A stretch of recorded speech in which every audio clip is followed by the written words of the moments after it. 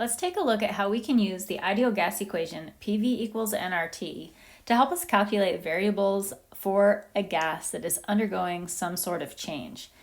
In this particular problem, we have an aerosol can, which is a spray can, that contains 400 milliliters of a gas. So our aerosol can has a volume of 400 milliliters of some gas. And the aerosol can, it says, is at a pressure of 5.20 atmospheres. And then this gas from the aerosol can is sprayed into a bag, which causes the bag to expand. And the volume of the gas inside of this bag is 2.14 liters. The problem is telling us that all of the gas that is inside the aerosol can makes it into the bag, so we have constant moles. That is the number of moles of gas that we start with in the can. All of those moles of gas are going to end up in the bag. Also, we're operating on the assumption that temperature is not changing, so whatever temperature we have here in the gas and during the spraying process, it stays constant. The problem is asking us to calculate the pressure of the gas once it's inside the bag. So this is a situation where we are changing the conditions of a gas. Specifically in this situation, we're changing the volume of the gas, and we want to know how that affects the pressure. Now we do have an equation that gives us the direct relationship between the pressure and the volume of a gas. And that equation, that relationship that we've seen before, is P1V1 equals P2V2. And for this particular problem, we could just plug these variables in to the P1V1 equation. The gas in the aerosol can, that represents our initial conditions, and the gas, once it gets sprayed into the bag, would represent our final condition, so that would be our P2V2. And this would be a very simple problem for us to solve.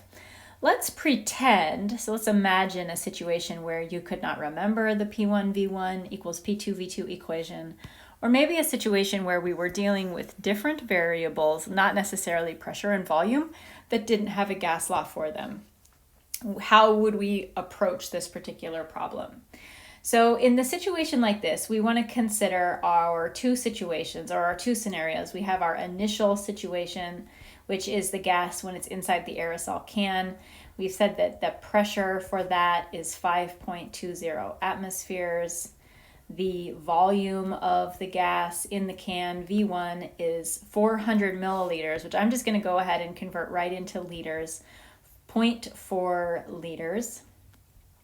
The number of moles of gas inside this can, we don't know. And also the temperature inside the can, we don't know that as well. Our final conditions, which is after we have sprayed the gas into the bag, the pressure in the bag is the variable that we're trying to solve for. So it is definitely our unknown. The volume of gas inside the bag is 2.14 liters. And then the number of moles in the bag and the temperature of the bag, we don't know what that is either. Because the problem is telling us that our moles and our temperature are constant, whatever number we have over here for N1, we know it's going to be equal to N2, and same with temperature. So what we can do is replace N1 with just the standard N variable and do the same for N2. And again, this is because N1 is equal to N2, given this statement from the problem.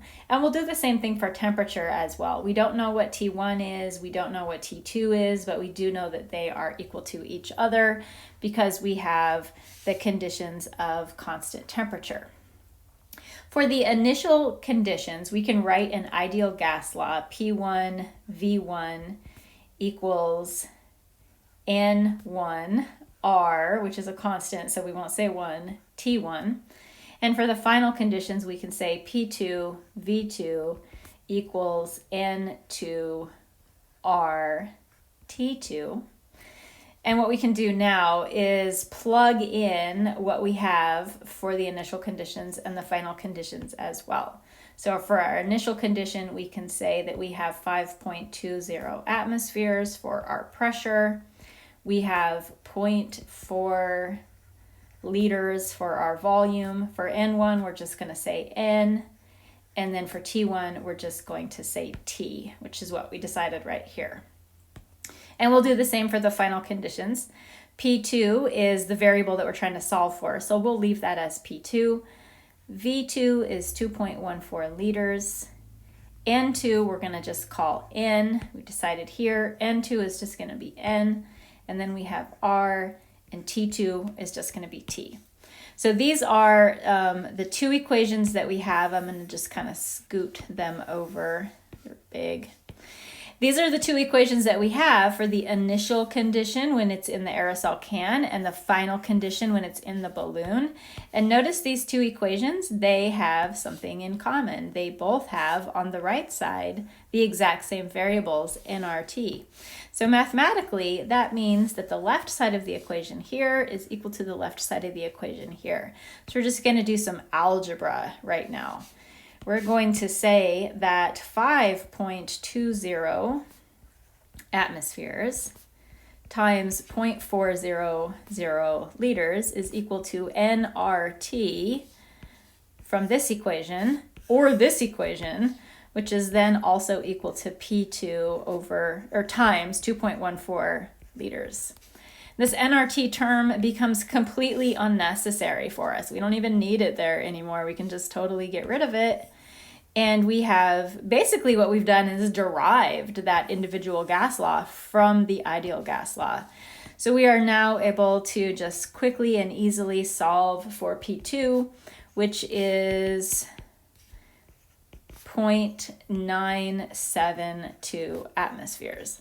Now, again, you might be thinking to yourself, why did we just do it like that? Why did we go through that whole process? Because we already knew walking into this equation, we already knew P1V1 equals P2V2. Why didn't we just start there and plug in P1 and V1 and V2 and solve? And that would have been very fast and easy. And that's absolutely correct. We could have definitely just started right there at that step. But in a situation where we had some variables that did not have a straightforward relationship like P1 V1 equals P2 V2, we need to have some sort of strategy to derive their relationship, and this is the strategy that we would take. In the next example, we'll do a problem where we don't have any other alternative but to use this particular method right here.